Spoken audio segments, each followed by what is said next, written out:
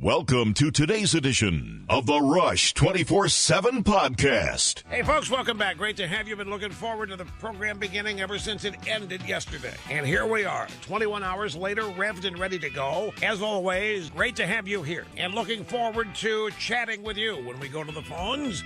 The telephone number is 800-282-2882, and the email address, lrushmo@eibnet.com. Just a couple of headlines, let you know what's coming here. From thehill.com, vocal Trump critics in GOP open to supporting Clinton. There are so many See I Told You So's today. This is going to be stunning.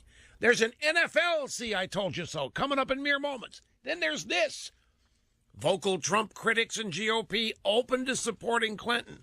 And then this, in the Politico. Shadow campaign to deny Trump his delegates begins. Told you all of this was on tap. All of this was going to be happening. And I want to take you back to May the 9th, 2014. May 9th, 2014. Coming up on almost, not quite, but almost 2 years ago. See if you remember me saying this. He wasn't drafted yesterday. The openly gay Michael Sam, and now there's panic throughout the media wondering if he will be. Don't doubt me on this. He's going to be drafted. He's going to get drafted today. I just hope it's by the Redskins. What are you shaking your head for in there? Anyway, he's going to get drafted. There's no mystery to this. He will get drafted. Michael Sam wasn't drafted yesterday, and that means he's going to be drafted today. Or how it happens, it's going to happen. Michael Sam, the first openly gay player to announce prior to the draft that he was gay, and entered the draft in that way. And in the pre-draft run-up, there were all kinds of professional assessments that even though he had been the defensive player of the year in the SEC, just didn't have what it took. Didn't have the size, didn't have the speed to play a defensive end or outside linebacker in the NFL, just was not going to excel there as a pass rusher. I mean, that's what all the smart people said. And it didn't matter to me. I knew he was going to be drafted. He had to be drafted. There was something in the works. It was going to happen. I didn't pretend to know what it was. I could have guessed. But he was going to be drafted. The NFL was going to see to it that he was drafted. And we learned from Howard Balzer, who is he's an aging sports writer. He's from St. Louis, I think. If he's the right Howard Balzer, used to be the Sporting News. I don't know who he is. Who's he with now? I'm not sure, but he's still around. Anyway, he's got a story that the Rams made a deal with the NFL to draft Michael Sam in order to not have to be participating in the HBO show Hard Knocks. A longtime NFL reporter, I thought you knew this. They're staring at me with blank faces across the glass. With everything going on, what are you talking about this for? Because it's a See I Told You So. A longtime NFL reporter revealed yesterday that the NFL agreed to a deal where the St. Louis Rams didn't have to do Hard Knocks on HBO if they drafted Michael Sam. Howard Balzer tweeted, sources say the NFL agreed not to have Rams on Hard Knocks in 2014 if they drafted Michael Sam. Michael Sam, they asked him about it. He said, I'm not shocked about this. I'm not surprised at all. Howard Balzer reported the NFL was concerned that Michael Sam wouldn't be drafted. They couldn't have that. Here comes the first openly gay player being celebrated by the drive-bys and everybody. The NFL can't afford not to draft the guy. In their minds, they can't do. In their PR related, they can't afford not to. But no team wanted him because of the professional assessment that he just wasn't professional caliber. That didn't matter. And so the news here is that the league threatened the Rams with Hard Knocks. Some teams want to be on Hard Knocks because it promotes, it sells tickets, it does this, it gets a team on the map. A lot of teams don't want any part of Hard Knocks because it's a distraction. I mean, if you're a coach, the last thing you want is a bunch of cameras and cameramen and sound people. All it is an interruption. You know as well as I do that you put a camera on a street corner and what otherwise would happen changes. Once people see the camera, they start playing to it. They can't erase the fact that it's there. And so it changes what happens. NFL coaches say, look, I don't want these guys playing to the camera. I don't want them thinking they're being spied on. And I don't want this video footage being taken here to end up with the Patriots. That's what all coaches say. I don't want the footage that these guys being given to competing teams. So it's a very few number of teams that want to do Hard Knocks. So the league came along and said, Rams, you're doing Hard Knocks unless you draft Sam. They said, no question, we'll draft Sam. And let's put a little exclamation on point on this. Do you know who is doing Hard Knocks this coming season? The Los Angeles Rams. And what do you think that's all about? No, it's because you guys want to move to St. Louis? You want to get out of, move to Los Angeles? You want to get out of St. Louis, move to L.A.? Fine. Remember that Hard Knocks deal with Sam? It's doubling back on you guys. You want us to vote for your move to L.A.? Fine. You got to do Hard Knocks. Okay.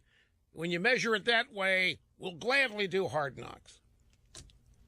Isn't this circuitously humorous the way it all happens? But I'm just playing you to see. I told you so because I knew. It's another sterling, shining example why you should not doubt me when I make these prognostications, predictions, and no matter how sure of myself, I know that the more sure of myself I sound to certain people, the more off-putting it is, because nobody's supposed to be that sure of themselves. I get that. Nobody is supposed to be that confident. There's supposed to be a lot of gray area. The true measure of a refined, intelligent person is to admit that he may not be right. And this attitude, by the way, has infected much of conservatism, if I may make a brief stream of consciousness departure here. What I mean by this is, how many times do you pick up a conservative opinion piece and it reads something like this? I think X, but I understand why the people who don't think X think Y, and I am perfectly understanding, and I am perfectly willing to tolerate. They may have a point. They could very well be right, but I maintain that my position on X is what it should be. But if they don't agree, the last thing I want to do is try to force them to. So while I see point X, I even see people that disagree with both of us. I can understand all points of view on this. I really do think that I'm right, but I don't want to go to the mat on it. That is considered sophistication. That is considered open-mindedness. That is considered an acknowledgement that you don't know it all, which is supposedly the right way to be. And of course, when I think I know something, I say I think I know it, and I don't hedge it. And it off-puts a lot of people. I'm just telling you, when I get into one of those modes, do not doubt me, as is the case here. Yesterday, Ted Cruz was big news on the program because he had proposed something that had already been implemented. He suggested that it be re-implemented, and that was the NYPD surveilling and paying attention to, monitoring, whatever you want to say, Muslim neighborhoods, to try to find any evidence that there might be bomb-making activity, terrorism being planned, or what have you. It was a plan that had already been implemented during the Bush administration in cahoots with the New York City Police Department and the mayor, and it had been allowed to end, I think, or if it didn't end, it certainly faded away at some point. And Cruz, in the reaction to what had happened in Brussels, said, "Hey, it's time to bring this kind of stuff back. I mean, this is very." You remember the reaction? Everybody, you can't do the way you wouldn't even. That's not our values. That's not who we are. All of this rot. People just had a cow over it, which is why I went back and found the original news stories in the AP back in 2011 describing how the plan worked, and it not just was the NYPD surveilling these neighborhoods; it was the CIA helping them. And it happened under Obama. Started under Bush, Obama continued it, and here's Cruz merely suggesting that something that already had been be re-implemented, and everybody was having a cow over this. But Cruz didn't back down, and in fact, there's more to this. He was on Bloomberg's All Due Respect on TV last night. Mark Halperin said to him, "What would you say to a young child who would see policemen in their neighborhood and wondering why is their neighborhood, a young Muslim child, getting increased security?" What this is about is, I made a point yesterday, these moderate, peace-loving Muslims, wouldn't they welcome a police presence in their neighborhood if it was designed to keep the neighborhood safe, if it was designed to root out terrorists, criminals, bad actors? Because we're told that moderate mainstream Muslims want no part of terrorism. We are told, in fact, that terrorism is not something to do with Islam. Even though terrorists commit their acts of terror in the name of Islam, we are told that Islam is a religion of peace, that there is no terrorism. And this is what Obama tells us. I'm not making this up. This is what Obama says, is what Hillary says, is what all the leftists and even some queasy Republicans eagerly point out. No, Islam, the religion of peace. There would not be Quran. There's no terrorism. Of course, it's not true. But let's say that it is true. If it's religion of peace and terrorism has nothing to do with Islam, it's just that terrorists hide in Muslim neighborhoods. If you're a peace-loving Muslim, wouldn't you welcome an effort by law enforcement to root out that kind of thing from your neighborhood? That's a question I raised. And that's what Halperin's asking Cruz here in a disagreeing way. Well, what would you say to a young child who would see one of these policemen in the neighborhood, wondering why is the policeman in their neighborhood? A young Muslim child getting increased scrutiny. Don't you see how they could be suspicious of this? New York had in place a very effective program to work cooperatively with the Muslim community to monitor and prevent radicalization and to prevent Islamic terror attacks from occurring before they happen. Now, unfortunately, Mayor de Blasio came into office, and he's every bit as captive to political correctness as is Barack Obama or Hillary Clinton, and they disbanded the program. The police are here to protect us. I categorically reject the view of Democrats that the police are the bad guys. When we have police in a community, it protects that community and keeps it safe. And it's hard to disagree with that, but people do. And I will acknowledge that there are many communities who think the police are not there but to do anything but catch people and put them in jail. I understand people think that. It's a really a sad thing that view of the police has taken hold in so much of America, because it isn't true. Try living without them. Try living in any community without. Try there being nobody at the end of the phone when you call 911. Try it. You want them back within seconds of them leaving the neighborhood.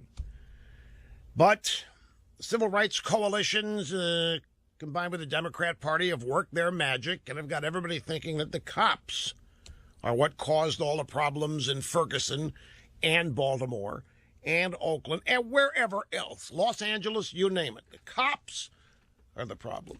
But you try living in any neighborhood anywhere without them, and you'll want them back before the day is over. Now, last night in Pewaukee, Wisconsin, there was a campaign event, Insight 2016. One little more soundbite here from Ted Cruz. I'm so sorry to be dismaying Barack Obama. And, you know, yesterday and today, I was attacked by Barack Obama and Hillary Clinton and New York's Mayor Bill de Blasio, which suggests maybe I'm doing something right. It wasn't just those. I mean, it was the entire leftist power structure that went after Cruz, and many Republicans did too, went after Cruz on this. And that's why I spent so much time yesterday trying to tell people, hey, this is not Cruz's idea.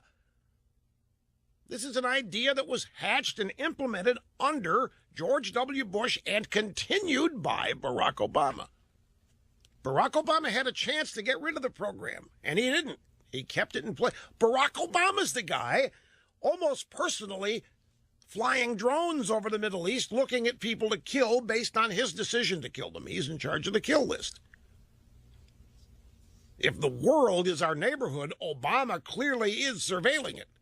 And under the same premises that Cruz suggested neighborhoods be surveilled in the United States. With all these refugees coming in, with all the illegal immigrants pouring in, tell me it doesn't make sense. Here, let me give you a story. Just happens to coincide with this. The headline says it all. 3 Washington, D.C. students arrested with bomb-making equipment in dorm room. I wonder what their names are. Doesn't say. George Mason University, located in Fairfax, Virginia, outside Washington. It's been the site of jihadi organizing and recruitment in recent years and even months. 3 students were arrested with bomb-making equipment in dorm rooms, and their names have not been released. They have not been identified. Why not? You know, it's any time there's a political scandal, a Democrat's involved, you'll never read that he's a Democrat. They never put that in the story. Why? Well, because they're a bunch of hypocrites. The only time scandals are worthwhile is when the Republicans commit them and they can get them out of office or otherwise render them impotent. They have their belief system. So if you're out there, if you believe that Islam is a religion of peace and Islam has nothing to do with Islamic terrorism, and if you're out publicly saying so and you're out trying to convince people, don't fall into Al-Qaeda, these guys, they're abusing a great religion. They're not really Islamists. They're not really Muslim. And then 3 students arrested with bomb-making equipment in a dorm room, and they happen to be Muslim. Of course you're not going to mention their name. Makes you look bad. So that's what everybody's going to conclude. You don't publish their name, it must be you're trying to cover for the fact that you're wrong about something. This is a Breitbart story, by the way. 3 Washington, D.C. students arrested, bomb-making equipment in dorm room. The AP reporting the 3 George Mason University students have been arrested for allegedly possessing... Oh, and you know what? There's another story in here, folks, about how we have rounded up U.S. Marshals arrest 13,000 in sweep targeting worst violent offenders. 13,000 individuals with open warrants as part of a national operation aimed at targeting the worst of the worst, and yet we're told we cannot round up illegal aliens in the shadows. Unfiltered and unstoppable. Rush on the EIB Network.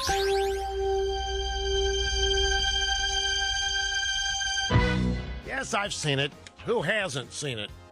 Pictures of Obama in Argentina dancing the tango after watching a baseball game. You have not seen it? Okay, good. There's Obama dancing with, looks like professional Argentinian dancers. And Muchel, my belle, was also dancing with a professional male dancer in Argentina, doing the tango. He's celebrating. So here's a guy who first appears underneath a mural image of Che Guevara. That's on purpose. Probably that photo will hang in his presidential library. It'll hang in his own personal library. It'll hang in his house. Probably one of the proudest photos Obama ever has. Picture of him in Cuba underneath the mural of Che Guevara. It's not an unfortunate optic. It was mission accomplished. It's an in-your-face optic. So here's Obama at a baseball game while Brussels burns, and now he's on the dance floor doing the tango in Argentina while terrorism continues to be robust and enhance and express itself in even greater numbers. And this is the transformation he promised. This is exactly what Obama set out to produce here, folks. This kind of chaos, upsetting the old order of things. That's why he's not coming back. He's not upset by it.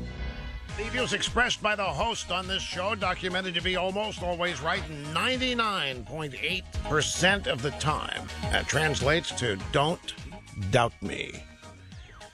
Great to have you here. So would you agree with me that we're looking at presidential passivity regarding ISIS? Here's Brussels burning and on fire. And by the way, Brussels is not just a place. Again, Brussels is the headquarters of the World Court. Brussels is the headquarters of NATO. Brussels is the headquarters of the European Union. It was not accidental that ISIS targeted Brussels and the specific areas in Brussels. Brussels is the seat of socialist Europe. Brussels, in many estimates, is nirvana, is utopia. Brussels is the ideal. Brussels is the gathering place for all of the smart people. Brussels is where the sophisticated and the educated and the elite of the world gather to solve all problems. Well, there's also The Hague over there in the Netherlands, but you can't put everything in one basket. But Brussels contains the spot where all of these people of a certain mindset, a certain education, a certain ideological bent, it's where they all go when it's time to get together to plan solutions to international and global events.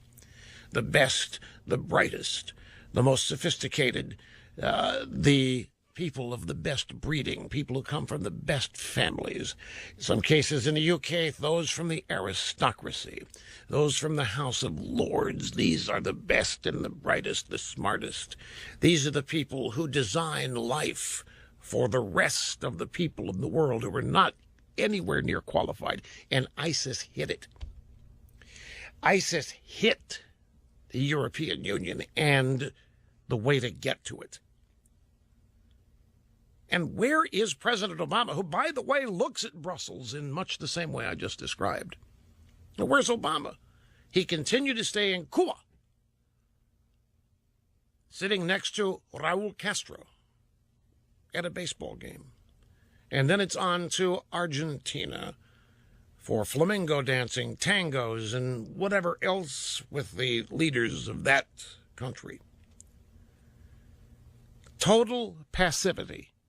Total uninterest or disinterest, depending on how you like to use the word. But whatever. It was Alfred E. Newman. What, me worry? I'll send Kerry. That's what I'll do. I'll send Lurch. I'll send my Secretary of State to show that I'm concerned about this. There has been an overall passivity shown toward ISIS by President Obama, whether in the Middle East and now in Europe. ISIS is moving west, folks. ISIS has no doubt infiltrated our country. We would be fools to not think so.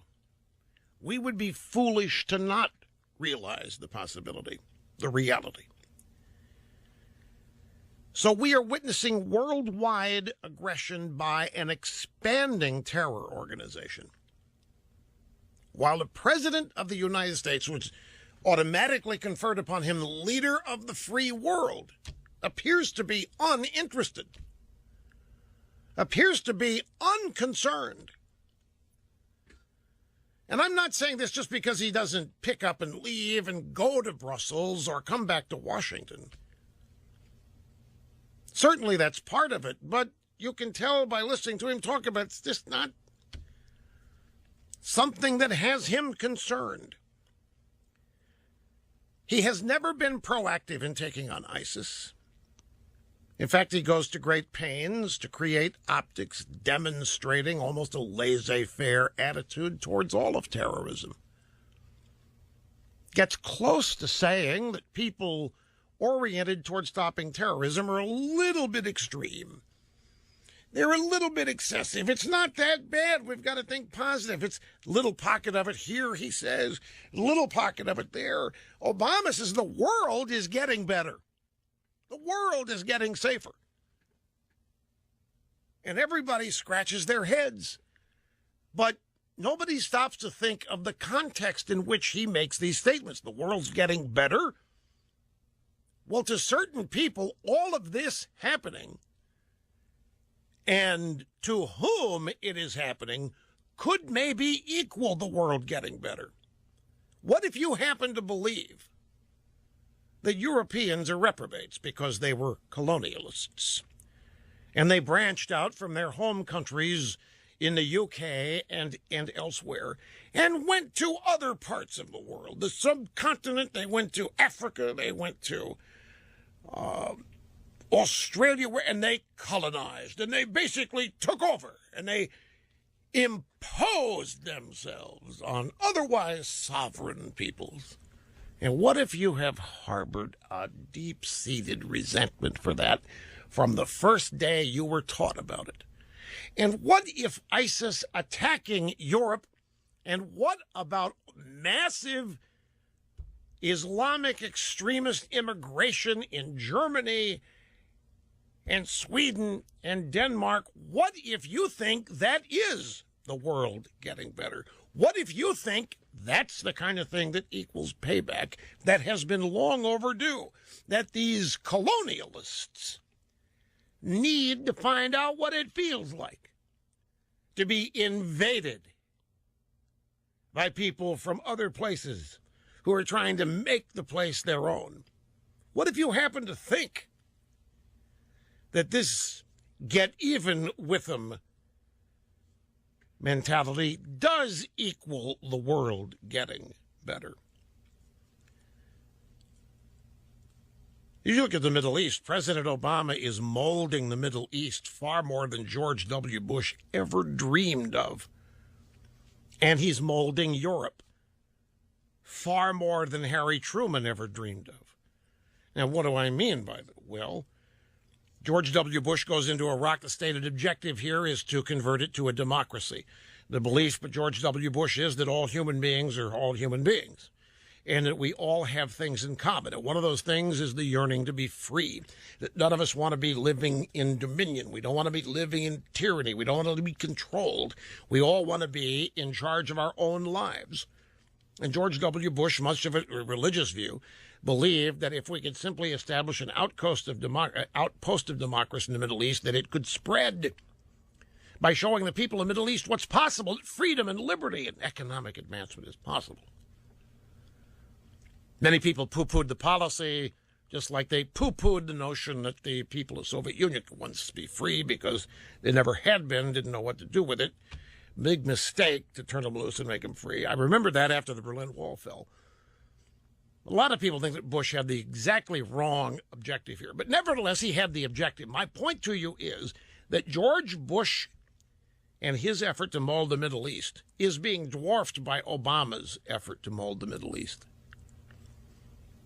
Look who happens to be taking over the Middle East.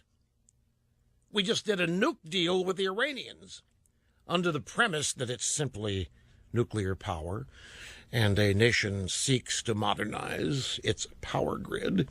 But in fact, everyone knows they're on their way to getting a nuclear weapon, and we have paid for it, and we have sanctioned it. We unfroze their assets. They have $150 billion to do with whatever they want that they didn't have. Buy new airplanes for their airline to go out and sponsor terrorism in other parts of the world, what have you. But all of this made possible by Barack Obama.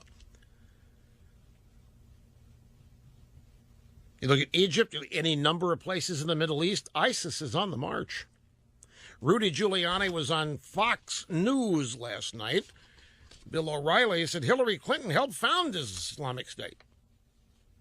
Hillary Clinton actually is a founding member of the Islamic State. He said, if you're talking about and we've got the soundbite coming up, he said, if you're talking about doing what she wants to do, which is to rally our forces against ISIS, you've got to come back to the White House. You got to sit in the Situation Room. You can't leave until you come up with a plan. He said, Obama doesn't want to rally anybody. She had her chance to do it. She helped create ISIS, Giuliani says. I mean, Hillary Clinton could be considered a founding member of ISIS by virtue of their policy in Iraq. We cleared out. We got out of there. We got out of the Middle East. We have cleared the field for ISIS.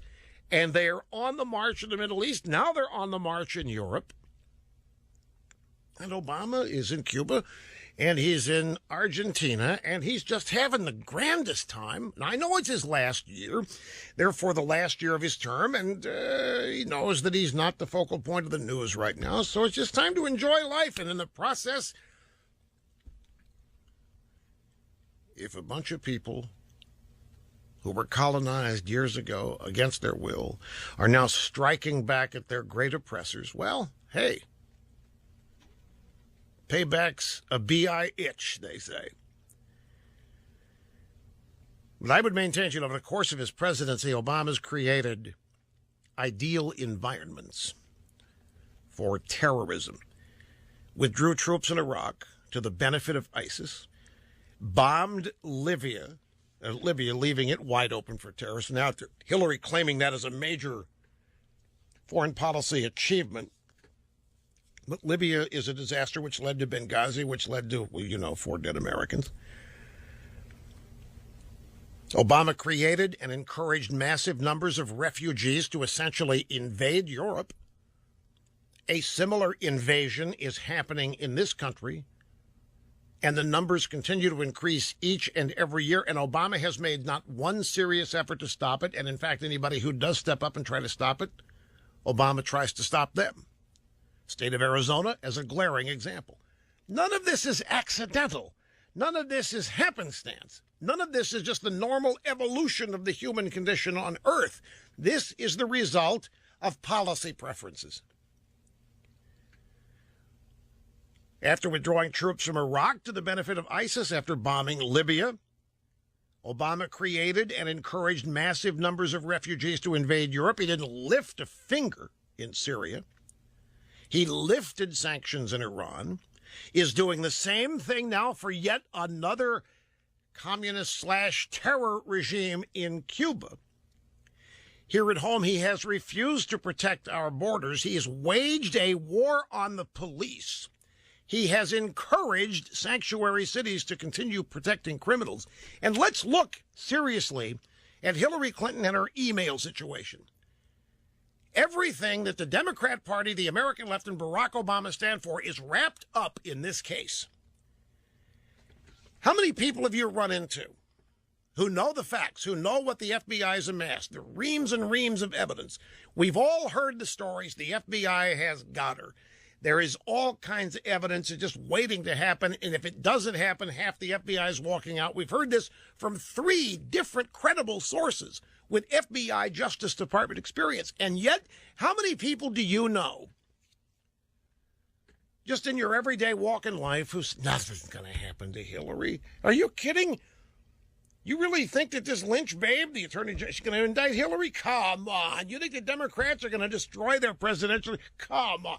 What about the rule of law? And when you hear people's rule of law, it doesn't matter to these people. What a moment. The rule of law is all that holds us together, folks. Respect for and honoring the rule of law. And look at how many people think that politics, political loyalty, political objectives will trump the rule of law in the Hillary email case. I have to take a break. Think about that. I mean, that's really sober. To give you an indication of just how far gone we are under this administration. Back after this. The center of the radio universe. Rush on the EIB network.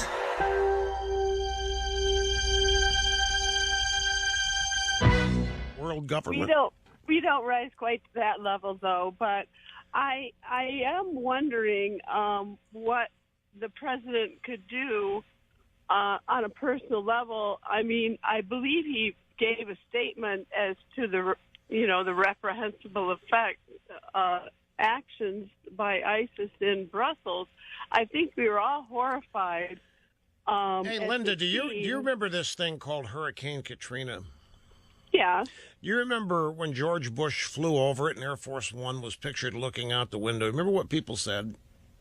No, I don't. Oh, come on. Yes, you do. You just don't want to admit that I got you. That he just flew over and didn't actually go down He there? didn't care. He didn't land. He didn't go see the suffering. He didn't go talk to them. He didn't go reassure them.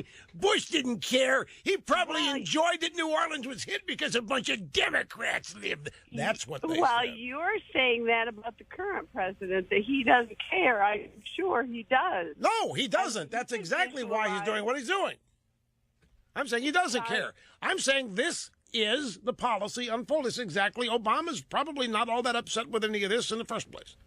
Well, and actions speak louder than words, and this is a guy that's not concerned about it. I'm sorry, Linda.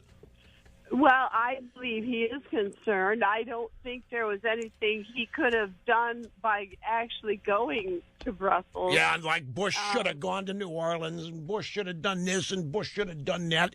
And after 9/11, all Bush did was read to the kids in the classroom and didn't even have the guts to go back to Washington. And here was Obama out doing the tango with women, not even his wife. I'm sure he cares. I'm sure he did all he could. What a crock. I'm sorry, it doesn't fly. The hypocrisy here. The thing is, you don't know whether he thinks you want to think that he cares. You want to think he's concerned because you're loyal to him. I want to think that you care. I mean, you should hope that I care.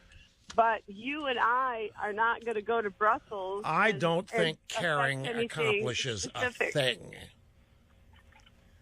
You and I can sit here and care all day long. It isn't going to change a thing. This is not about caring. Right. It's about leadership. It's about leadership. It is about inspiration. It's about comforting. It is about standing up for what's right in the world and condemning what's wrong. And you don't do that while watching a baseball game with a communist dictator or dancing with a flamenco dancer who's probably the paid mistress of the leader of Argentina. Got to take a break. I don't think I can have courage to fight and the talent to succeed. Rush on the EIB network.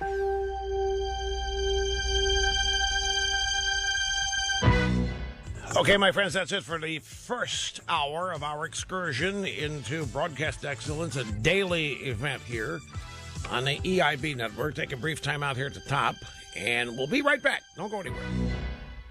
Documented to be almost always right, 99.8% of the time. It's the latest opinion audit from the opinion auditing firm Sullivan Group in Northern California. They only audit my opinions, by the way. You can't ask them to audit yours. It's an exclusive deal. 99.8, almost always right. Great to have you here, folks. Telephone number is 800-282-2882 if you want to be on the program. The email address, lrushbo@eibnet.com. Did you see, grab audio soundbite. Let's start at number 4 here. I saw this headline today. Men used to whistle at me, and I wasn't happy about it. You know who said that? That'd be Michelle Maybell Obama, while twirling on the dance floor down doing the tango in Argentina. First Lady Michelle Obama has been the victim of sexism, she said Wednesday, because men used to whistle at her while she walked down the street. This is yesterday in Buenos Aires, Argentina. By the time I started school, I began encountering people outside of my home who had less faith in my ability to reach my goals. Right. Teachers who didn't think that I was smart enough and would call on the boys instead of the girls, even though the girls had better grades.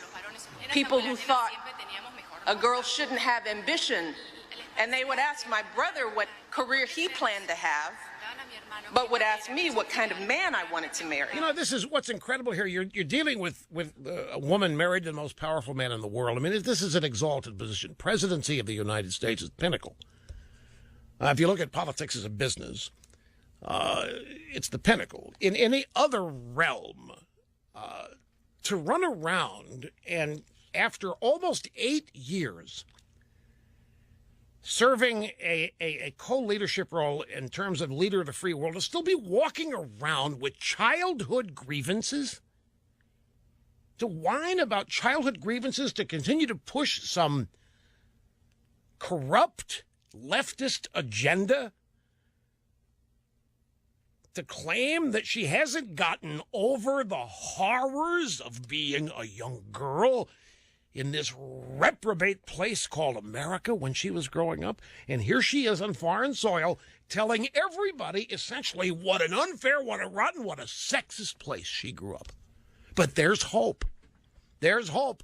And I'm sure she says and is thinking, the women of Argentina, the young girls of Argentina, you're facing the same thing. And she stands there as an example of all of the horrors that can be overcome. I tire of these people running around the world essentially telling everybody that they can get to listen to them what a horrible place their own country is. And if you listen to Michelle Obama, you would think that all of this discrimination and all of these she's sitting as First Lady of the United States and she can't get past it. She can't get over it. I'm telling these people are bitter. They have not gotten over it. All of this is personal. And they haven't gotten rid of their anger. They haven't gotten rid of whatever resentment chips on their shoulder they harbor. Here's the bit about sexism. Do you know how many women would love being whistled at walking down the street? Am I going to get fined for that? Am I out of touch observing that? Seriously, Sadly, I might be on the edge acknowledging that, the wolf whistle. Okay, so you've got your average American construction site, and you have your average American construction worker. And every woman in the world knows if you go walking by there, you're going to get whistled at. And yet they walked by. Depending on time of day, it doesn't matter. They're all going to get whistled. The idea that is discriminatory, this is what's wrong with the modern era of feminism in the first place, is it takes normal, natural human nature and tries to corrupt it or say that it's corrupt or perverted, and then use the power of government to force people to behave in ways that violate basic human nature. I'm sorry, Mrs. Obama, but God made me a man. And as such, I can't help noticing a woman who I think's attractive. I'll be damned if I'm going to shut up and not tell her so. But boy, if you do, you're insulting her brain as though she doesn't have one or engaging in so. So now, no wonder men don't go to college. Who wants to be victimized by this kind of stuff? Here's what she said about it. As I got older, I found that men would whistle at me or make comments about how I looked as I walked down the street, as if my body were their property. Oh, come on. As if I were an object to be commented on. I began to realize that the hopes I had for myself were in conflict with the messages I was receiving from people around me. Messages that said that as a girl, my voice was somehow less important, that how my body looked was more important than how my mind worked. Folks, this is 1969 stuff. This is 1969 stuff that she is spewing here. Modern era of feminism, it dates back, I'll never forget it, I know that's the year, 68, 69, 70, that period. Because I happened to become a man in those years, I will never forget. But the horrors, try being a guy with women thinking all this. Noticing them is offensive, noticing them is sexism, just simply noticing them is subjugating them. But still think about it. First Lady of the United States, and to still be walking around harboring this kind of resentment and then trying to pass it on and trying to inculcate young skulls full of mush in Argentina with the same rot gut about what a horrible place the United States was. But if you listen to Democrat campaign, it still is. It's one of the most amazing things. You listen to Crazy Bernie, you listen to Hillary Clinton talk about just the last 7 years. 7 years they controlled. 7 years their policies reigned supreme. 7 years they had everything to do with defining. And listen to them talk about it. It's astounding. And then the pièce de résistance. She was not finished until this. Eventually, I just got tired of always worrying about what everyone else thought of me. So I decided not to listen to the voices. Stop the tape a minute. You're still obsessed with what people think of you. Otherwise, you wouldn't be saying any of this. That's the whole point. All right, re-cue it at the top. Actually, there's no re-cueing. It's digital. It just happens. Here, play it again. Eventually, I just got tired of always worrying about what everyone else thought of me. So I decided not to listen to the voices of those who doubted or dismissed me. Instead, I decided to listen to my own voice. You see, women here in Argentina and in the U.S. face so many of the same struggles. We struggle to be paid equally for our work. Not anymore. We struggle to balance the needs of our family with the demands of our jobs. We struggle to stop domestic violence and abuse, terrible crimes that have no place in any country on this planet. In this woman, I notice speech patterns because I'm a highly trained broadcast specialist. I know this stuff. And I have, from the first speech this woman gave as president, she was talking about the struggle. We could go back to the soundbite archive. The first speech she made was talking about the struggle. Capital T, capital S. The struggle. And it hasn't stopped. Nearly 8 years in, and the struggle continues, because that's the key. The struggle never ends. The oppression never ends. There's never victory. You never overcome anything. There are always going to be villains. There are always going to be people out to stop you. You can never, ever be happy. You can never, ever achieve anything. You have to keep people on edge. You have to keep people thinking that the world is stacked against them. You can't inspire people. You can't motivate people. You got to tell them how the rest of the world in your own country, in fact, is nothing but a bunch of reprobates. What a message to take internationally. One of condemnation in your own country, one of dispiriting negativity. It has always amazed me. It's not just her, by the way. It's the entire American left. It's why they're never happy. You never run into one that's happy. You never, in fact, if you're happy around one, you are provoking them. But I just find the whole, what's the mindset? Says, let's go to Argentina and tell everybody how rotten we have. Your president and first lady, millions of Americans ostensibly agree with you, supported you, love you. They elected you. The majority of your fellow citizens, you run around the world running them down. I don't understand the mindset. Well, I do. No, I totally understand the mindset.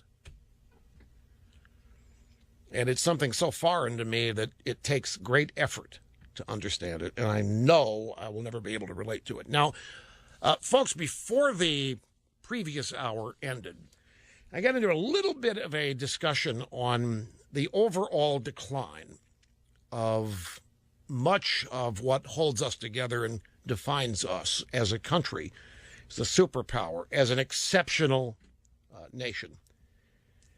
And I asked a question. And it's about this FBI investigation of Mrs. Clinton and her email stored the server and whether or not she was trafficking in classified documents. There have been so many people. We've had Joe DeGeneva, who worked at the DOJ. His wife's worked at the DOJ. There have been any number of people of that stature who claim to still have friends, contacts, if you will, in the FBI and at the DOJ, who have said, and it's too many of them having said it for there not to be something to it, that the FBI has collected reams of evidence, overwhelming evidence, that Mrs. Clinton and her email server are in violation of the law, that she has been trafficking in classified data, and that it really comes down to now whether or not the Department of Justice will indict. The FBI can't indict. They can request an indictment, but only the DOJ can indict. And it really boils down to, how many people do you know when you're getting together, anybody, or going through your day, and the subject comes up, how many people do you know who really have faith that the DOJ will indict Mrs. Clinton or that she will be held accountable? I would venture to say that most people will, they're never going to take out one of their own. They're not going to indict Hillary if she's a presidential frontrunner. They're not going to. Essentially, nobody, this is a really, really problematic, sad thing, nobody has any faith in the rule of law in this country anymore when these people, today's Democrats, today's leftists, are charged with enforcing it. Nobody has any faith. The rule of law is the glue. Respect for the Constitution, respect for the law is what holds us together. People ask constantly, Rush, we've been around over 200 years and the Constitution has prevailed. How? I said, because people have respected it. Every president, well, maybe a couple exceptions, but for the most part, people have respected it. They've honored it. They have been truthful when they took their oath. But all it would have taken is one despot to essentially tear it up, have the power of police and military to enforce his decision, and we can forget the kind of country we are. It's the rule of law that holds all this together. And if the rule of law is only applicable to certain people based on political considerations, it essentially has vanished. Well, there's a piece here by Roger Simon at PJ Media. James Comey and Loretta Lynch hold the whole country in their hands. And he's troubled by this, like a lot of people are. And I want to I read the whole thing to you, but give you a couple of pull quotes here. First one is, this is far and away the most important issue of election 2016. All others pale compared to it. How our government, the FBI, the DOJ, resolve this investigation will affect the very backbone of our country, the rule of law. No Democrat society can exist without it. No democratic society can exist without it. No person, no matter how high, can be above it. Without the rule of law, the United States of America as we know it doesn't exist. And that's exactly right. That's the whole point of this. And if the ruling regime can simply choose not to apply it to their own members, well, this has ceased to be a representative republic. And it's become something else. Got to be careful with the terms you use because you can turn people off, like banana republic or whatever. But certainly we cease being a representative republic when certain people are above the law simply because they're a member of the correct or a certain political party. Next pull quote from Mr. Simon. So when I write that FBI Director James Comey and the Attorney General Loretta Lynch have the whole country in their hands, I mean it. Whatever conclusions they come to, assuming they come to the same ones, somehow the vast majority of our citizens must be convinced they have reached those conclusions honorably, fairly, and correctly. And that won't be easy, no matter what hints or leaks occur. But somehow that information must get out to every extent possible because the public must be reassured. Well, it works the other way, too. You can't have all of these leaks. And nobody's denied them other than Mrs. Clinton. Oh, that's not going to happen. I'm not even going to answer the question. It's not going to happen. But there hadn't been any denial of these leaks. No denial, no official denial of the reams of evidence that's been collected. And I don't think very many people doubt it. Too many people have come forward and explained how they couldn't get away with this, and they're in government now, or have been. So, significant number of people, those paying attention, already think Mrs. Clinton is beyond the edges of the law here. So if nothing happens to her, by definition, respect for the rule of law just goes by the wayside. If it becomes something that is totally dependent on your political party affiliation or your political standing. This is exactly, you want to say hello, Donald Trump? This is exactly why so many Americans look at the political establishment and think it's corrupt beyond repair and needs an infusion of decent, different people who don't have any career whatsoever as part of all this. I have to take a brief timeout. Back with more after this. This election is not politics as usual, and only America's anchorman can explain it all. Don't miss one word of Rush Limbaugh's flawless election commentary with a membership to Rush 24/7. Listen or watch all 3 hours live or on demand. That's Rush 24/7 at rushlimbaugh.com. You're listening to the EIB Network.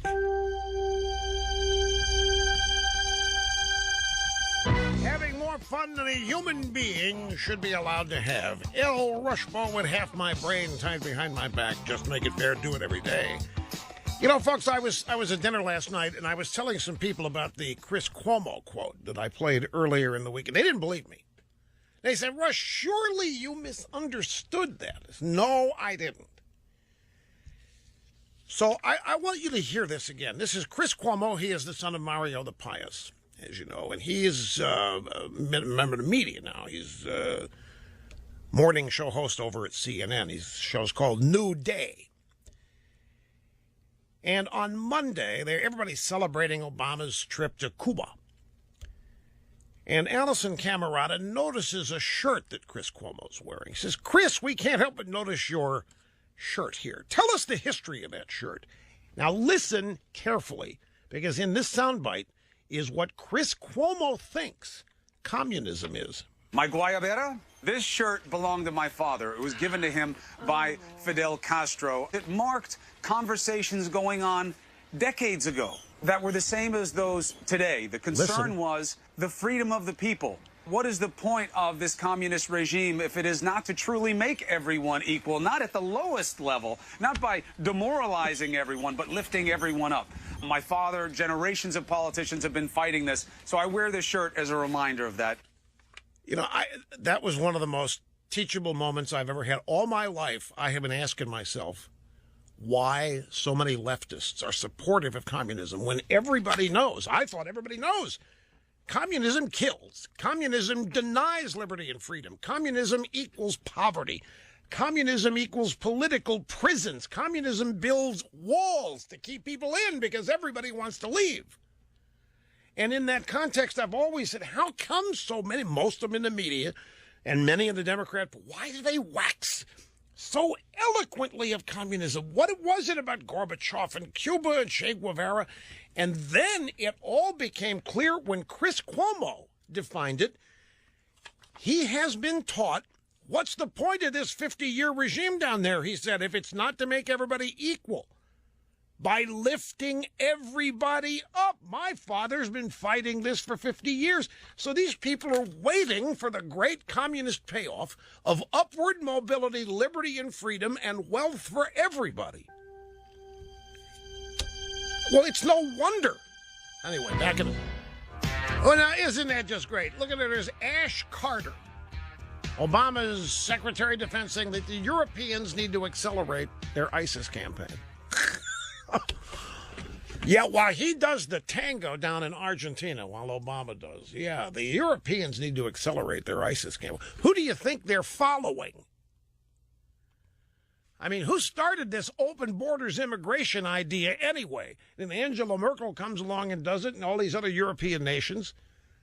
And now they've got the problems. They don't know what to deal with. And now Ash Carter, hey, it's your problem. You guys have really got to batten down the hatches over there. The Europeans are going to be saying, what, us? Anyway, great to have you back here, folks. 800-282-2882 if you want to be on the program. I'm not kidding. This Chris Cuomo soundbite, I had some dinner last night with some friends, and I couldn't, even when I quoted him accurately, verbatim, and I didn't. Well, maybe they just didn't think it was that big a deal. As somebody who came of age, if you will, in this entire arena of politics, with anti-communism being one of the animating aspects of my political education, because it was the antithesis of freedom and liberty. And it shaped the world of my parents and grandparents. My grandparents, when Nikita Khrushchev shows up at the UN and pounds his shoe and says, we will bury you, we will do whatever to your grandchildren, they had no choice but then to believe it.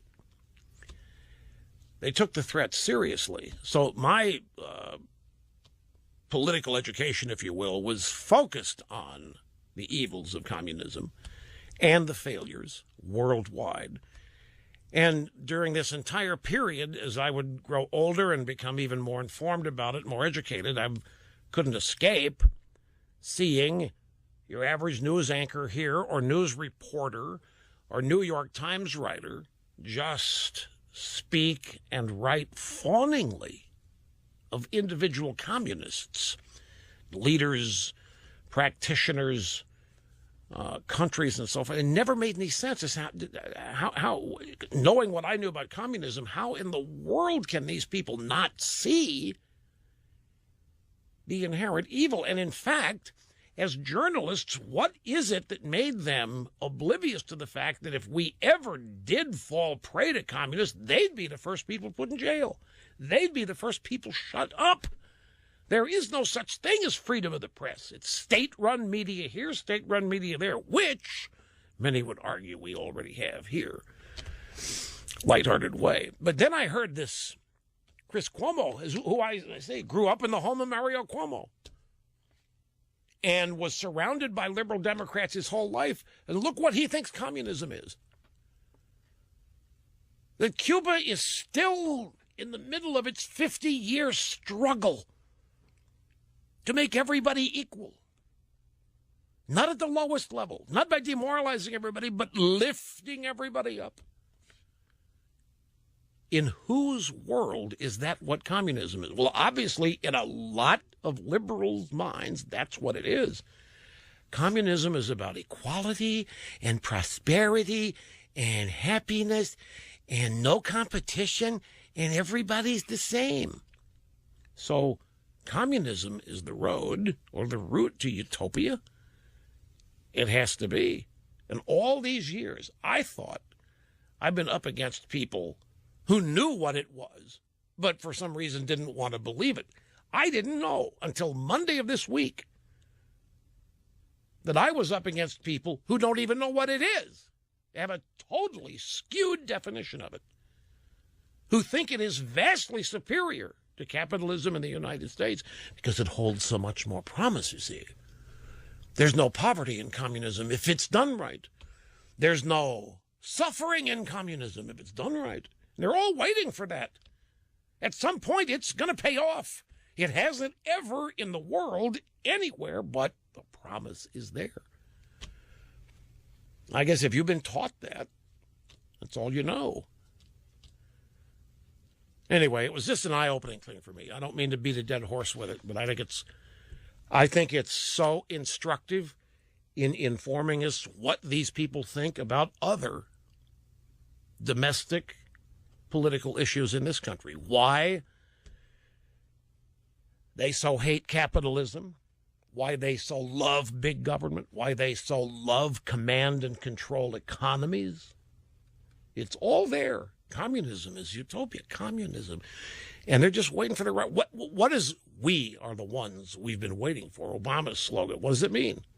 We're the guys. They're finally going to make it happen. And of course, it can't work.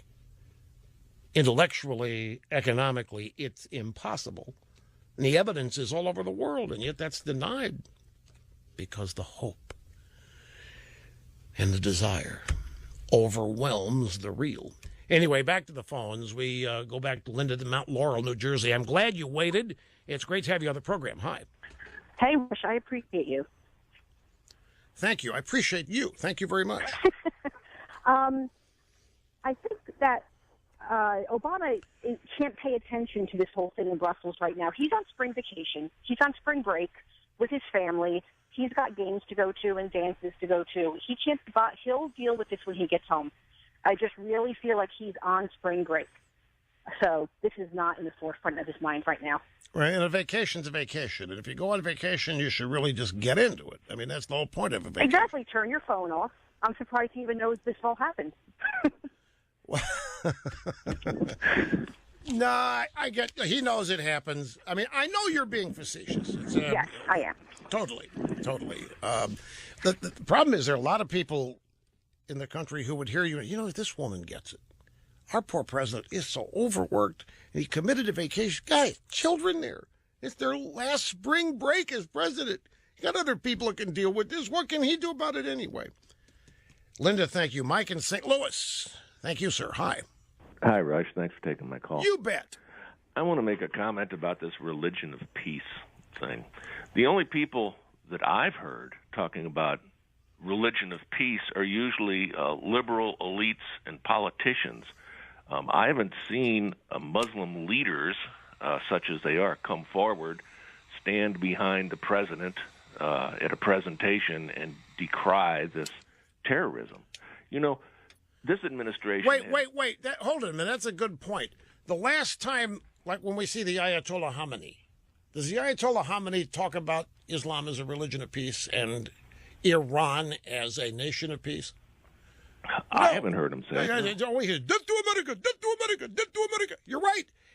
The practitioners of this religion don't even call it a religion of peace. And this administration had no trouble finding a bunch of Catholic dissidents to invite to the White House when the Pope came to the country. Oh, yeah.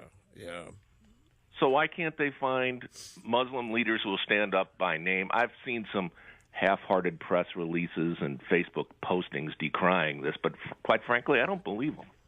Well, because we don't want to make them targets in their own neighborhoods. Well, and that's why they don't come forward now. Well, what I say when people talk to me about Islam being a religion of peace is I say, name one. Name one Muslim leader who'll come forward and decry this and say that it's against the teachings of the Quran, because I haven't heard anybody do it. Well, but it isn't. See, that's the thing. But that's another thing. Understanding the truth about Islam apparently is as difficult as understanding the truth about communism.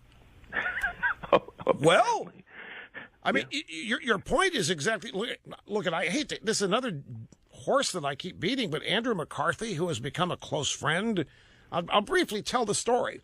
Andy McCarthy was in the U.S. Attorney's Office, Southern District of Manhattan, when the blind sheikh, Omar Abdel Rahman, was threatening to blow up New York City.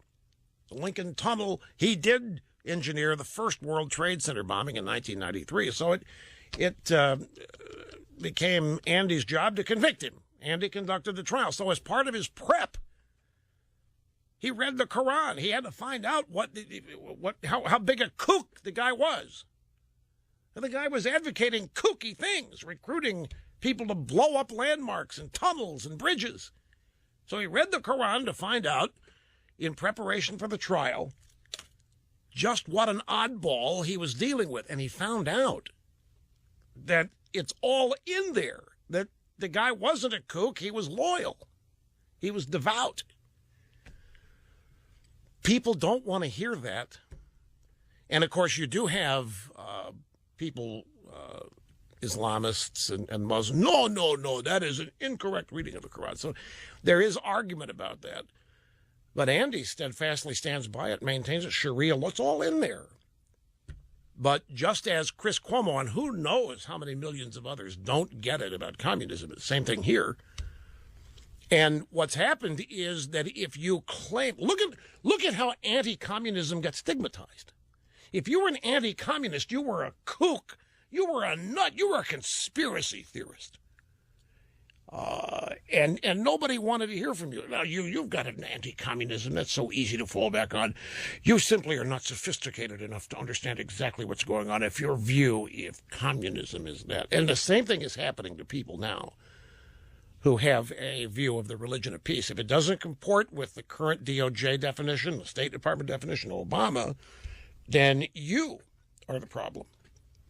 Anyway, it's a good point. I'm glad you called, Mike. Another obscene profit time out here at the EIB Network. Back before you know it. Stay tuned for more of the most influential person on the right, Rush, on the EIB Network.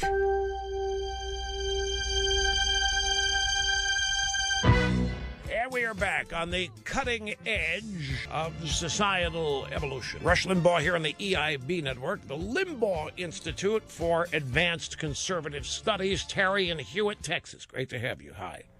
Hi. Hi, Rush. How are you doing? I'm fine, Good. but I'm a little confused. I've been listening to you warn us for years about the Democrats. You say when you can't win in the arena of ideas, you resort to personal attacks. And that's what Donald Trump does all the time. If you're a woman, you become a bimbo and a pig. And if you're a man, then you've been on your knees begging him for money. I just wondered, do you think for a minute that he wouldn't use the IRS, the EPA, and the FBI to go after his enemies? He's still got a vendetta against Megyn Kelly, and now he's starting on Heidi Cruz. Yeah, isn't it amazing how he gets away with this stuff? Why do you think that is, Terry? I was at this dinner that I've been describing last night with some friends of mine I haven't seen in a while. We're talking about all of this stuff. how he gets away. Why do his supporters not abandon him? Why does the media not step forward and offer blanket condemnation and suggest he's unfit for American politics? Why does his popularity not suffer? Do you have it? I mean, can you help me understand any of this? No, I don't understand it. Well, there has to be a reason. There has to be a reason for it. Well, there has to be a reason, but we don't need another know-it-all with a king complex in the White House. When asked who he consults on foreign policy, he said himself. Yeah. Just like Obama, he always thinks he's the smartest man in the room. Well, compared to Obama, he probably is.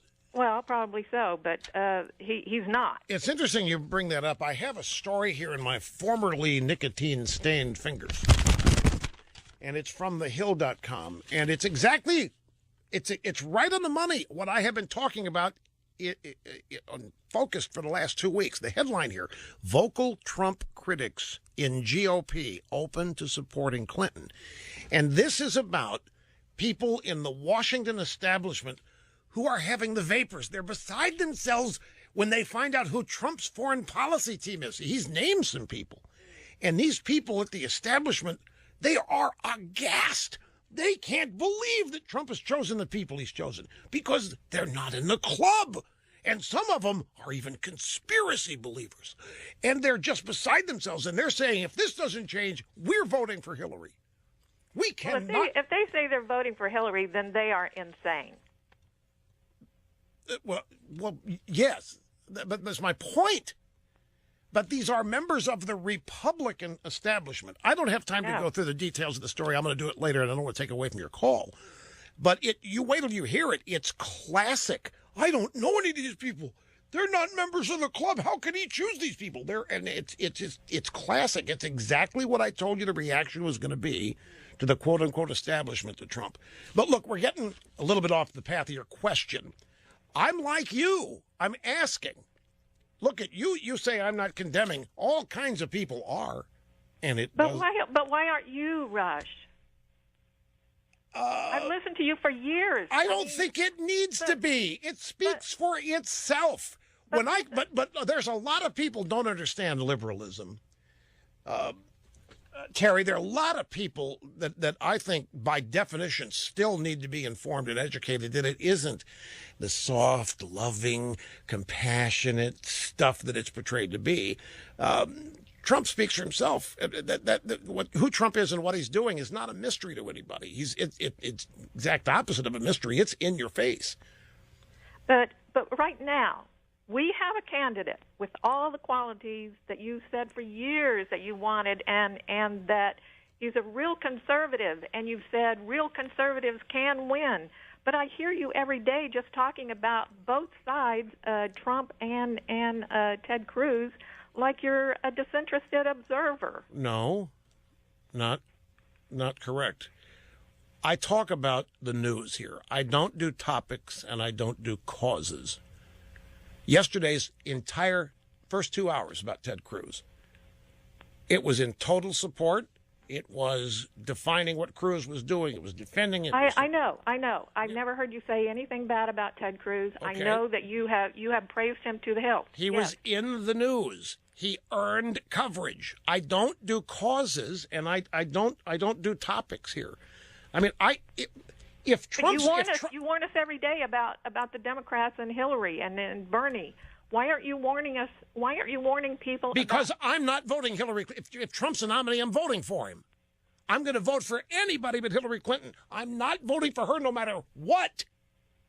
Daffy Duck could be our nominee. He gets my vote.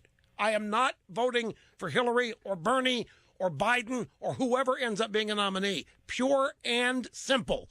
The Democrat Party is the most destructive force, the American left, the most destructive force in this country today. These people, I was at dinner, I asked them all these questions. You know what I got back about Trump? They're excited. They were fast. They're big Republican donors. They're excited.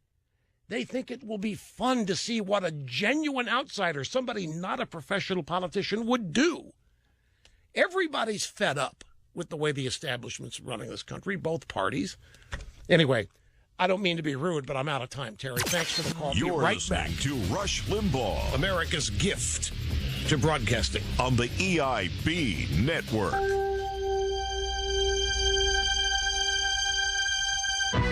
It's the fastest 3 hours in media, folks. The first two already in the can. On the way over to the Limbaugh Broadcast Museum, virtual broadcast museum at rushlimbaugh.com. We'll be back and resume before you know it. Oh, here's a shocking headline, folks. Kasich rules out vice president role. Obama is open to a Democrat running mate. Stories from the Washington Examiner. Ohio Governor John Kasich said that he is not willing to serve as anyone else's vice president, but he indicated that party affiliation would not matter to him when choosing his own running mate. After losing the Arizona primary and trailing a candidate who's no longer running for president, Kasich hit do you realize Kasich came in? Did you? Arizona, they had the early voting. If you look at Rubio got votes, and Rubio and Jeb got more votes than Kasich got. Kasich's still running, and they're not. And that's what this means. After losing the Arizona primary and trailing a candidate who's no longer running for president, Kasich hit the campaign trail in Wisconsin and told voters only he can beat the Democrats in November. He ruled out the possibility of serving with any GOP nominees. It's not going to be Trump's Veep. He wouldn't be Cruz's Veep. But that doesn't mean that he would oppose putting a Democrat on the ticket as his vice president. He said, I'm not going to be anybody's vice president, okay? Okay? I mean, my story is too remarkable. Look at what's happened to me. You think I'm going to settle for vice president? A guy, the son of a mailman from McKees Rocks, who's now the governor of Ohio? It's a remarkable story. You think I would settle for vice president after all this? No way. I will not be anybody's vice president, just so you know. And then he said that he would be open to putting a Democrat on the ticket as his VP if he gets a nomination. Just because someone happens to be a Democrat doesn't mean they are disqualified. Kasich Sanders, Kasich Biden, Kasich Hillary. Yeah, that's what he's saying. Another headline here. Well, no, I'm ripping that up. There's no reason to keep that one for the archives. I won't forget it anyway.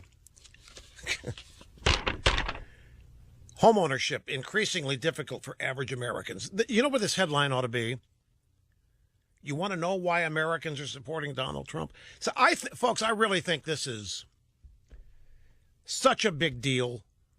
And I tell anybody, people ask me questions all the time about why this or that is happening or what I think about whatever is happening. And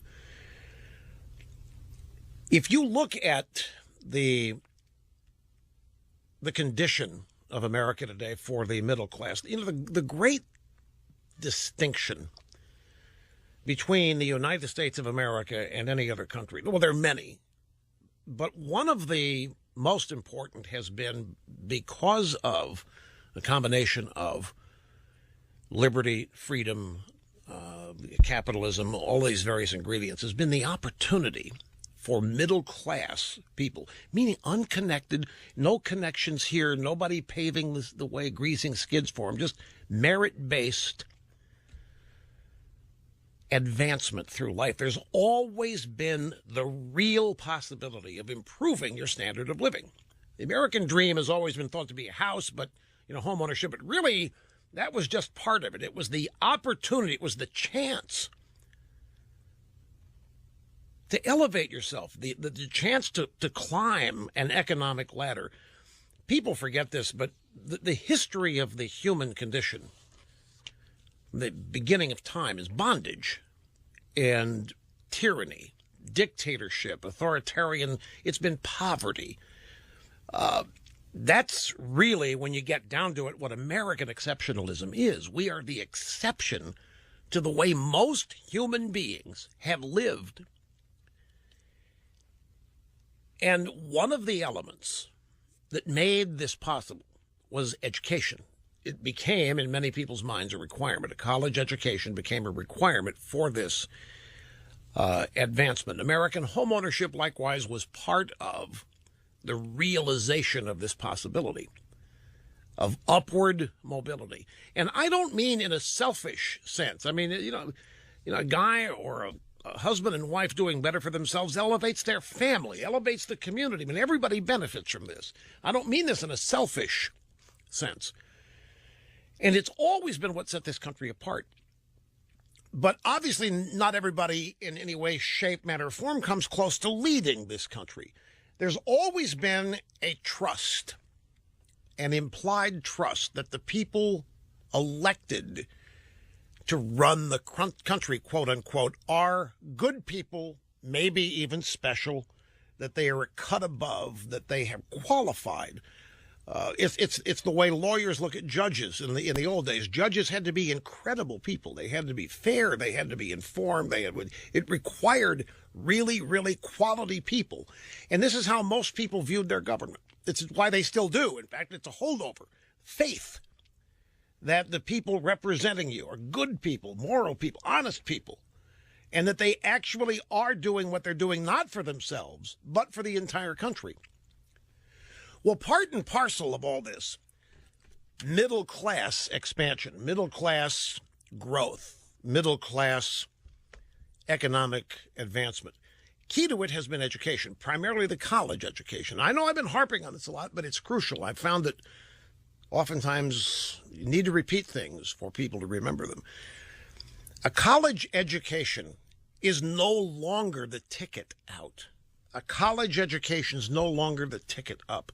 A college education for way too many has become an impediment because of the cost and the debt that people incur getting it.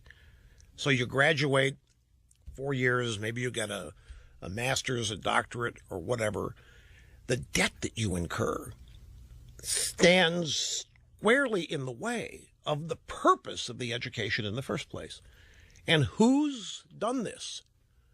Well, for lack of a better term, the establishment, the special people, the people that we've always entrusted to run and lead the institutions that defined America's greatness. And now so many of those institutions appear corrupt, some perverted, but certainly there isn't the trust in them anymore. Even to this day, usually after a sporting event, you can watch an interview of the star of the game, and invariably the player will say proudly he's the first in his family to ever go to college. It still is that big a deal. And it was something that families were proud of. But now it's become an impediment. It's a shackle in a way, because the people running education, there's never any reduction in tuition costs. There's never any reduction in overall cost to go to college. They're skyrocketing, and nobody ever seems to care about it. Let the price of gas go up a dime and everybody freaks out. Let the cost of any other necessity and then it go up and everybody has a cow. Education costs have been skyrocketing, and there's no condemnation of the people making that happen. There's no condemnation of university presidents, and many of these big universities have overwhelmingly huge endowments. In fact, there was a story yesterday. The state of Connecticut is in such dire straits in their economy, their budget, that they're thinking of getting some money from the Yale endowment. And the first person I thought of there was the Reverend Jackson, who back in the 1980s said, there's a lot of money in these pension plans. There's a lot of money here that we can go get in these pension plans. And homeownership has become the same thing now.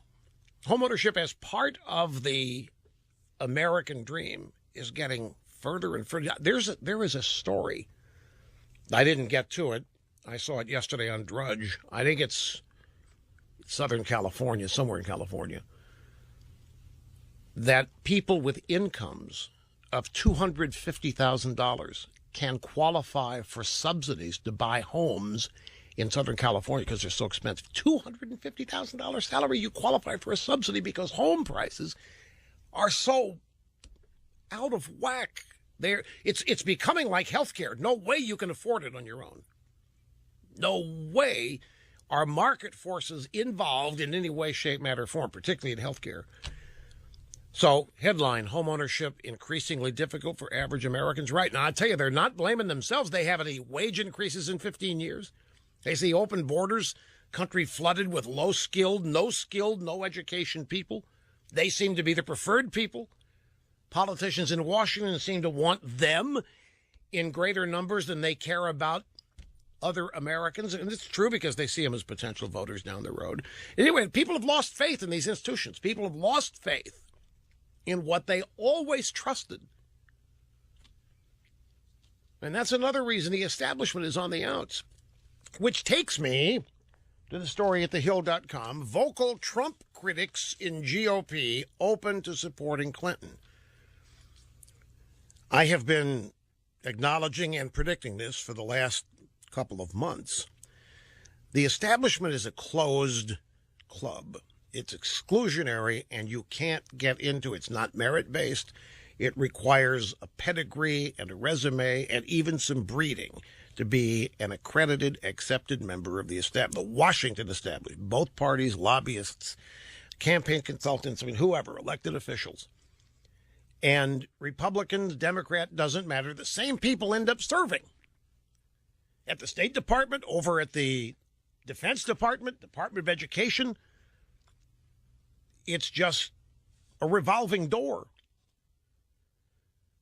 But members of the GOP foreign policy establishment are open to supporting Ted Cruz or even Hillary Clinton for president if that's what it takes to prevent Trump from becoming commander-in-chief. In interviews with thehill.com, prominent Republicans who signed a scathing open letter denouncing Trump said that they are not wavering from their opposition to him.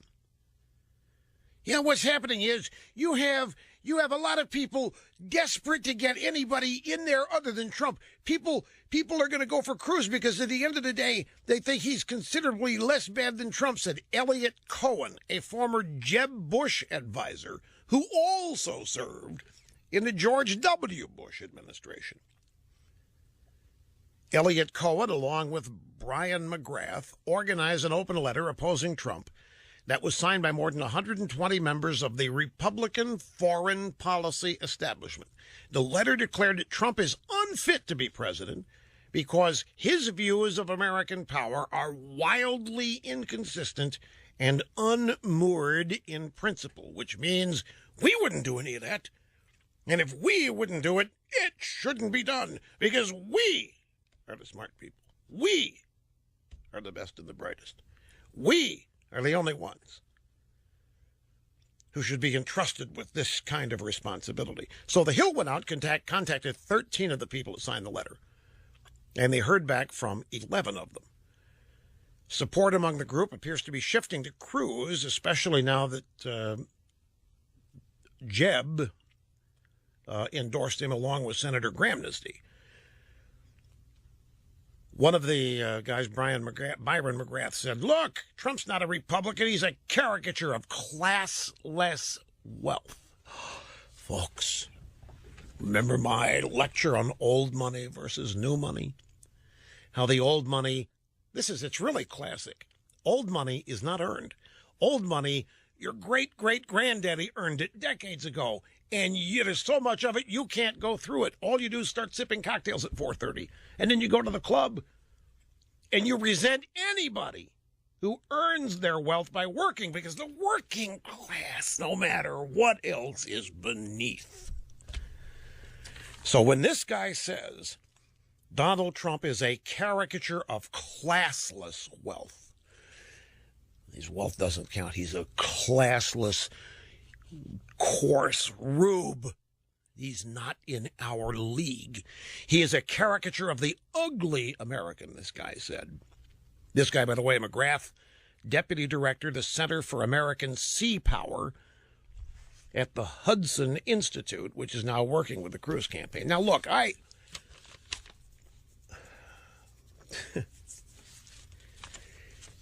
Deputy director at the Center for American Sea Power.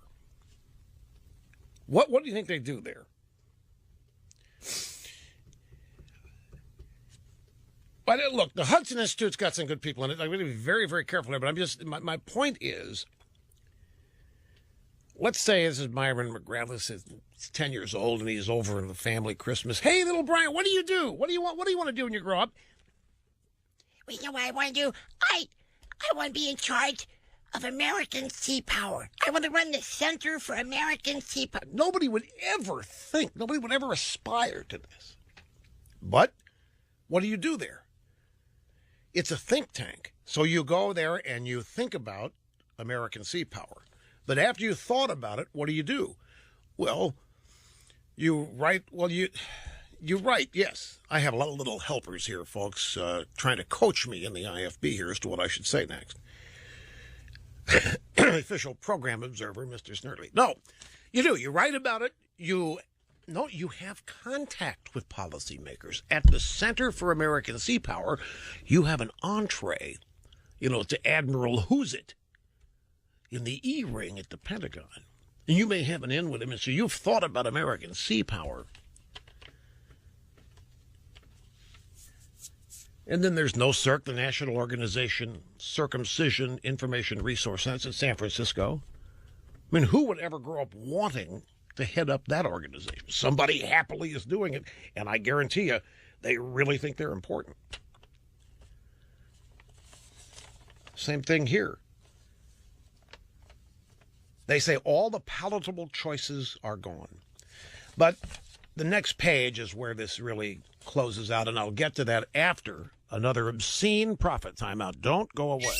He didn't start it, but he'll be happy to finish it. Rush on the EIB network.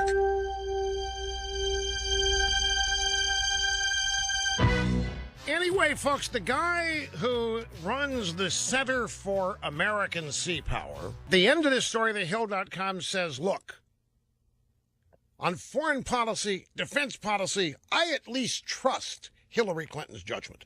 I am not voting for Trump. I will vote for Hillary. Benghazi, the Clinton Foundation, the Crime Family Foundation. Here's a guy from the Republican establishment openly, proudly states that he trusts Hillary Clinton on foreign policy. Why? She's in the club. Whatever you want to call it, establishment, the elites, ruling class, I don't care, but they are hanging together here. Now, this just came in from the UK Daily Mail. It's from London, or somewhere in the UK. A PR boss, a guy, public relations executive, walking down the street. He saw a Muslim woman. I don't know what it was about her that told him she was a Muslim, but she was. And he walked up to her. He wanted to know what Brussels was all about. He walked up to this woman to explain Brussels to him. This guy's been arrested on suspicion of inciting racial hatred. Matthew Doyle, an LSE alumnus. I'll find out what that is in a minute. He's a partner at a South London-based talent agency. Sparked outrage on social media after he confronted a Muslim woman about the Brussels attacks. He wrote on Twitter, I confronted a Muslim woman in Croydon yesterday. I asked her to explain Brussels. She said nothing to do with me. A mealy-mouthed reply. His initial post was followed by a number of like-minded tweets, such as, no more Muslim migration. The comment went viral. Metropolitan Police issued a statement confirming he had been arrested for inciting racial hatred with the question. Meeting and surpassing all audience expectations every day. El Rushbo serving humanity simply by showing up. There's some polling data. Wisconsin, we read earlier this week in the New York Times story. That's what it was. It was a New York Times story about how the Republican establishment was going to start their 100-day strategery designed to take the nomination away from Trump. And it was going to start on April 5th, the Wisconsin primary. Well, there's an Emerson poll out, just out, as establishment Republicans look for ways to slow down Trump's march toward the nomination. Wisconsin's winner-take-all primary contest, April 5th, offers some intriguing possibilities. In a statewide Emerson College poll released today, Ted Cruz is not only leading Trump 36-35 in Wisconsin, but Ted Cruz is only trailing Hillary by 1 point in a hypothetical general election matchup, 46-45, which is a margin of error, of course. In contrast, the Trumpster is trailing both Hillary and Crazy Bernie by 9 points, 47-38, in a potential general election matchup. In the Democrat primary, Hillary leads Crazy Bernie by 6, 50-44, 5% undecided. Wisconsin's demographics bode well for Crazy Bernie. This doesn't matter. Bernie Sanders was never going to get, not to say they're not worried. I mean, he is generating interest. He's raising money. There isn't any excitement out there on the left. I mean, the biggest thing that Hillary's got going for her is what they've always had, a capital D next to her name on a ballot. I mean, based on the Electoral College, don't they start out with 206 electoral votes or somewhere in there?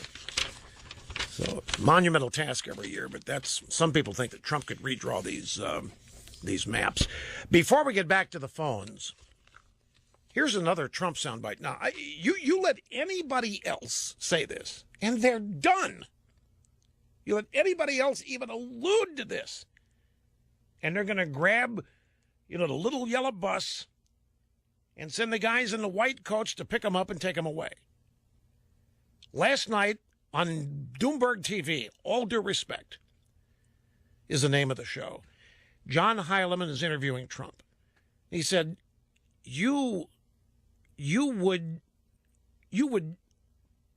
use the possibility you would use nuclear weapons against ISIS? I'm never going to rule anything out. At a minimum, I want them to think maybe we would use it, okay? Right. We need unpredictability. ISIS is an enemy. When you ask a question like that, it's a very sad thing to have to answer it, because the enemy is watching, and I have a very good chance of winning, and I frankly don't want the enemy to know how I'm thinking. But with that being said, I don't rule out anything.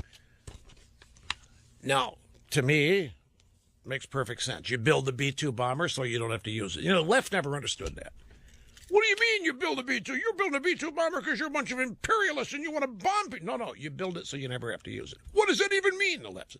Deterrent. You don't understand deterrence? You have this giant military. You hope you never have to use it. It's so big, nobody wants to take it on. It equals peace. And that's what Trump is talking about. I'm not going to take it off the table. I want him to think I could nuke him. But just the idea, just the suggestion, I guarantee there are people out there that need to pick them up off the floor with this. And most other, let's say Crazy Bernie started talking about the possibility of using nukes. Can you imagine what would happen to him? I mean, Debbie Blabbermouth Schultz would get to him before Hillary even did. Anyway, Peter, Basking Ridge, New Jersey. Great to have you. I'm glad you waited. Hello. Hi, Rush. How are you doing? Fine and dandy. Thank you much. Okay. If Donald Trump is the nominee, the establishment won't even have to run a third-party candidate because it's going to happen naturally or spontaneously. Let me explain. As we all know, on every presidential ballot, in addition to the Republican and Democrat nominees, there are a whole host of faceless names, or what I call ghost candidates, who never have a prayer. Yet this time around, they will be ripe for the choosing of any member of the Never Trump movement who will probably just follow Romney's lead and vote for any one of those candidates, which will have the same effect as a third party. Whether there's an official third party or not, you think there's going to be enough ghost names on ballots for people to effectively vote for one. And so you believe that'll elect Hillary, is what you're saying? Yeah, it's going to have the same effect. Romney saying he's going to vote for anyone else, or he'll write in a candidate. So it doesn't matter. It's okay, so what are you saying? A third-party effect. What are you saying? Trump should quit? What are you saying?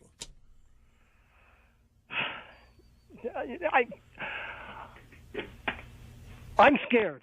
I am really scared. You just cited the poll that Trump's down by 9. I've seen polls that Trump is okay, so you are scared no matter what the bumbling idiots in the establishment do, that the third-party option is going to be there, and it's going to result in Hillary being elected. You know, last week, Krauthammer was saying, you know, oh, the war is over and the anti-establishment has won. No. What is happening now is not just a fracturing within the Republican Party, but a fracturing within the conservative movement. If we didn't have a divided enough country or a divided enough party, now we're being split into 4th, 8th, and 16th. And each one is raging against the other. As a result, Rush, the establishment couldn't have asked for a nicer Easter or even Christmas present if they had wrapped it. Okay, I get it now. Because of all this fracturing, because of all of the divisions, because the conservative movement's not unified, because the Republican Party isn't unified, the establishment by default is going to be the winner because they're going to be there to pick up all the pieces, because one of them, Hillary or whoever's going to end up winning this thing. You know, it is there's so many unknowns here. And I told you, the people I had dinner with last night, I mean, they are rabid Republicans. These are donors. These are fundraisers. These are people that have been associated with the official Republican Party, the establishment wing of that party, all of their lives. And they're fascinated by Trump. And I kept digging. I kept asking. I didn't accept any answer without asking another question. And I finally got to it. To them, it's entertainment at this stage. They don't want Hillary, these people, any part of Hillary. Anybody is preferable to Hillary. And this Trump business is so unique. They've never seen anything like it. I mean, it's the first outsider, and they are steadfast that Trump is an outsider, and they're convinced this holds potential like they've never seen. They realize a downside to it too, but still the excitement aspect of it. The prospect of actually electing somebody that is not of the political profession, they said, holds great fascination for them. So, and I think that's understandable. I mean, if you look at our pop culture dominated society that makes heroes out of celebrities, and celebrities can become celebrities without having accomplished anything. So it can make sense. I mean, not that it's wise, but it can make sense. Jim in Joliet, Illinois. Hi, you're next. Great to have you here. Rush, mega nuclear dittos. Thank you. Very appreciate it. Very much. Sorry, I'm a little very upset right now. What you told me about John Kasich and him willing to take on a Democrat vice president just shows he's just a big potato-headed spoiler, and I've known it from the beginning. And my family is busting their rear end to try and keep my kids in a great school district. We moved to a rental property to put them in a 10 out of 10 school district. My children, my 8-year-old and my 11-year-old today, both of them should be giving PowerPoint presentations. My son's 8 years old, giving a 26-page PowerPoint presentation. My daughter giving a PowerPoint presentation on the Civil War today. And I then have that joy be pulled out from under me by hearing you tell me that John Kasich is going that far. I'm sorry, I'm so livid. I'm just absolutely livid. I understand. I understand. And here's the thing about Kasich. You know the people that say Governor Christie was one of these, that he was a guy. McCain was one of these guys. I'm the guy I can cross the aisle. I'm the guy I can reach out to the other side. I'm the guy going to cooperate with us. I'm the guy to show Washington works. I'm the guy, if they have a good idea over there, I'm not going to reject it just because it's from them. I'm gonna make Washington. And this is the last thing. I mean, those people, you, me, everybody else thinks those people are the architects of the disaster that is happening all across the country. We don't want to work with those people. We want to defeat them politically. And here comes Kasich. All about him. That whole thing saying that he would be way open to choosing a Democrat.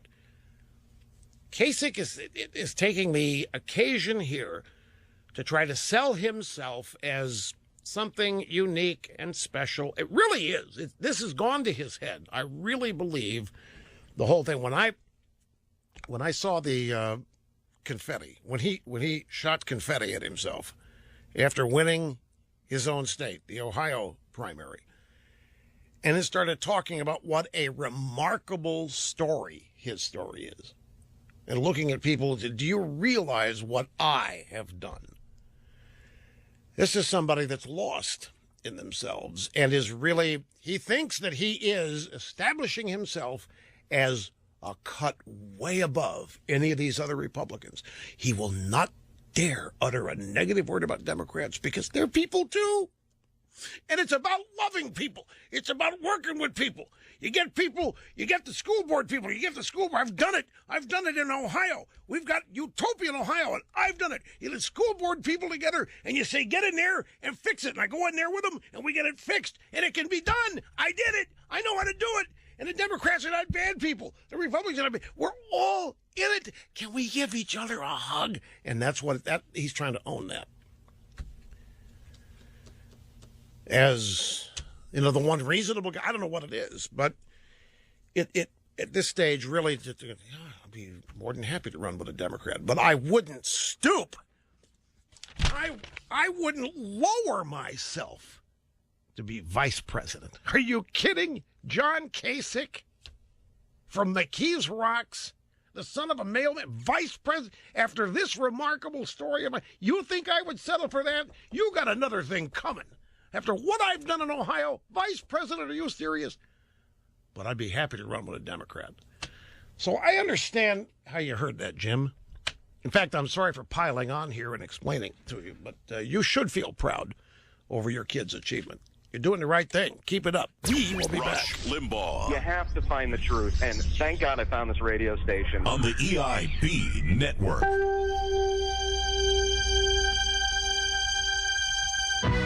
I just got a note from a friend. I could have sworn that you don't have guests. I know you don't have guests, but I thought I just heard John Kasich on your show. Very funny. Very funny. 3. Somebody has to have the guts to say it. Rush on the EIB Network.